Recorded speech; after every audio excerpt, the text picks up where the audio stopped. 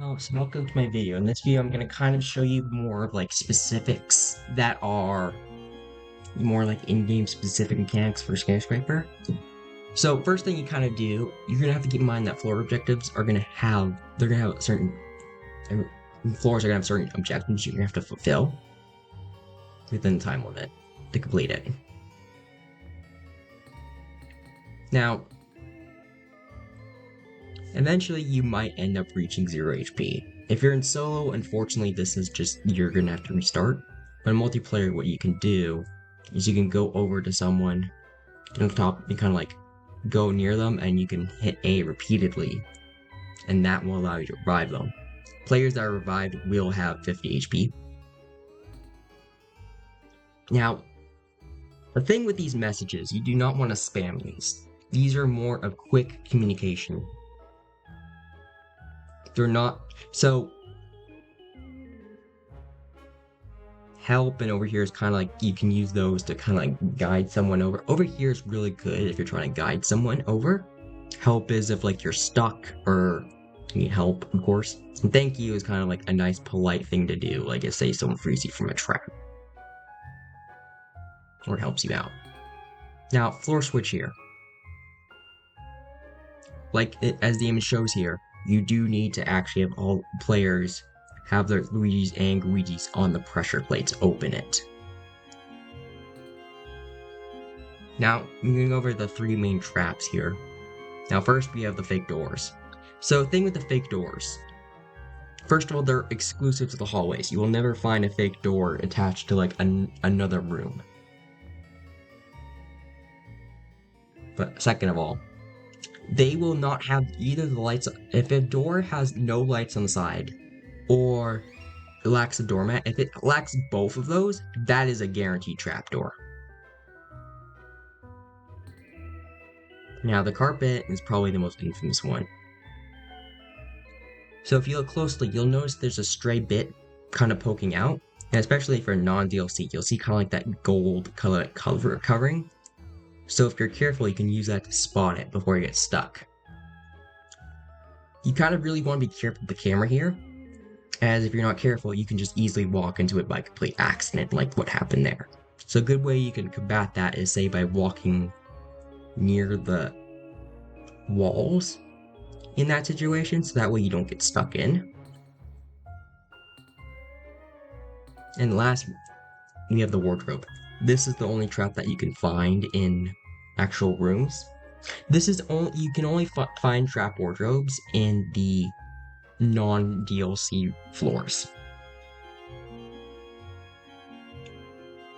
Every trap that you get stuck in will take 10 HP away from you, and you'll have to have someone else come free you. Now, comparing them to regular wardrobes, you'll notice how there's kind of like a, you can see like a crown there, you can see kind of like a blue face there. Those are the fake ones. You do not want to open those. If you're not sure for any particular reason, you can always either have Luigi go in, or you can plunger and then pull back. Users cannot hide in the fake wardrobes.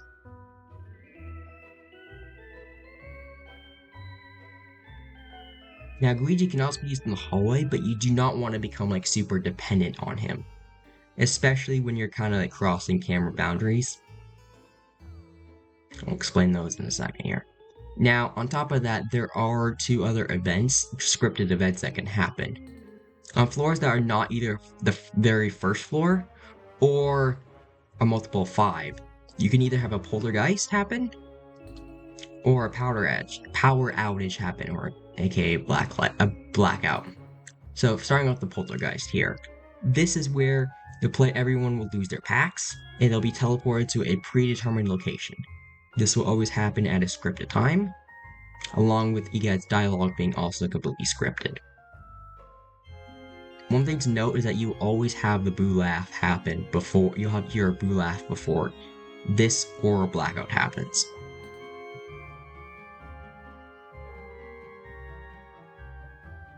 Now, if you actually look very closely here, if you actually look at the map here, you can actually see kind of like blinks there before the map goes out. So you can actually use that and tell if you're really quick that it's going to be a blackout versus a poltergeist. If you go here, You don't see that blinking of the map. Versus here you do. Or that flickering of the map. The map, after this happens, the map will become invisible. It'll be like faded. Your radar will become faded and you won't be able to see anything for 15 seconds. This will, at the same time that your map goes out, you'll also have the power go out. Note that there's no correlation between the power going on and you regaining your map. That's a very common misconception. They're completely independent. They just happen to be triggered at the same time.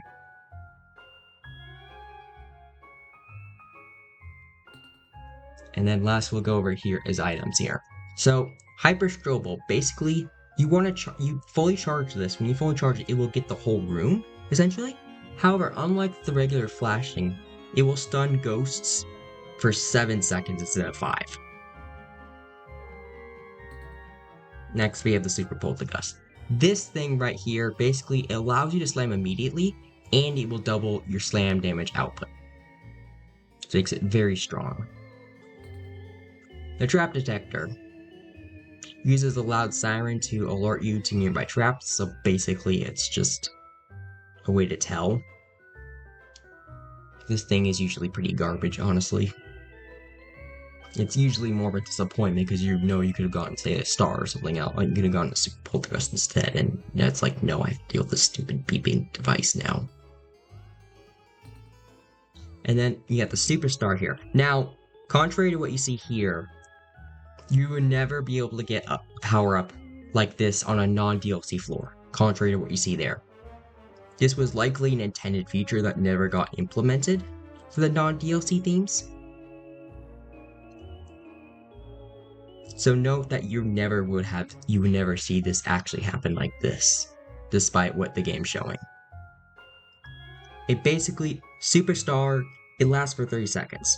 Any ghosts that come into contact with you get instantly vaporized. Note that because it also gets vaporized, they do not go into your gallery.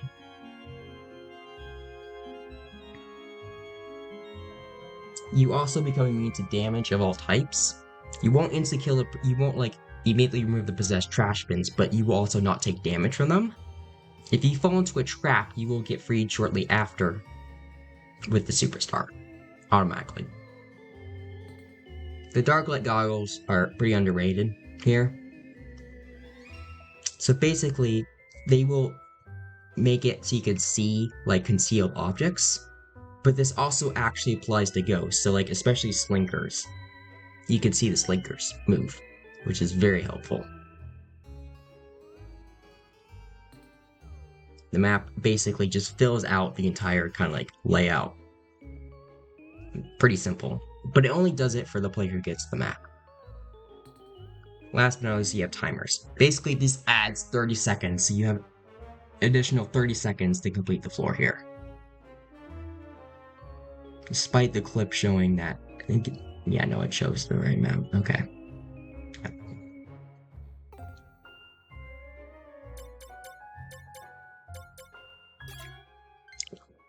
Now here, I can show you how I'm gonna navigate this a little bit here. Note that, I know, I'm gonna make a guide for all the different floor types, but generally you should be, most floor types will allow you to be able to get all the power-ups. Not all, though.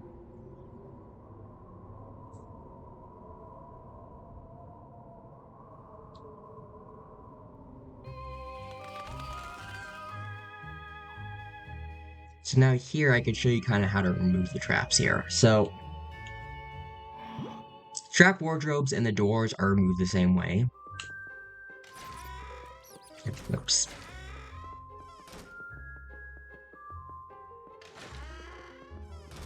So you see right here, there's no light here, and then there's no doormat here. This is a trapdoor right here. So you can preemptively remove them. The way you do that is by you shoot the plunger at them, you pull back, and you press A. The same process applies to the trap wardrobe. Now the carpet right here. you look very carefully, this is kind of what I mean by the camera. You see how it kind of like goes here and then you suddenly travel over? The camera kind of doesn't help you and can lead you to just getting stuck. The way how you can do this is you have a corner that's like lifted up. You want to grab the corner and you want to pull back. Note that you want to go around the side that the corner is. Don't do it like, you do not want to say do something like this, because if you're not careful, if you say accidentally let go, you get stuck. So you want to be careful of that. Note, each hallway will never have more than one carpet, so you can use that to help avoid them. Note also if the player's plunger is like tethered onto a trapdoor or wardrobe, at least for the trapdoor, you cannot enter it, so you can use this to prevent someone who's gonna get stuck preemptively.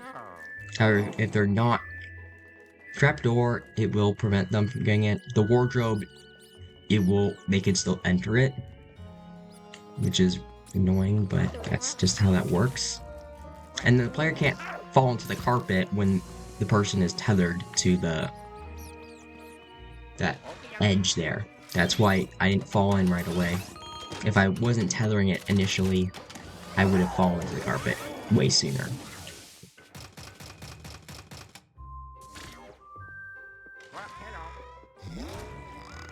I guess one other minor note. With the poltergeist, it won't be beyond any rooms. It should not be beyond any, it won't be any rooms beyond the locked door or the floor switch. This is an anti-soft lock measure. So that way you don't get stuck. But yeah. Hopefully this helps, and thanks for watching.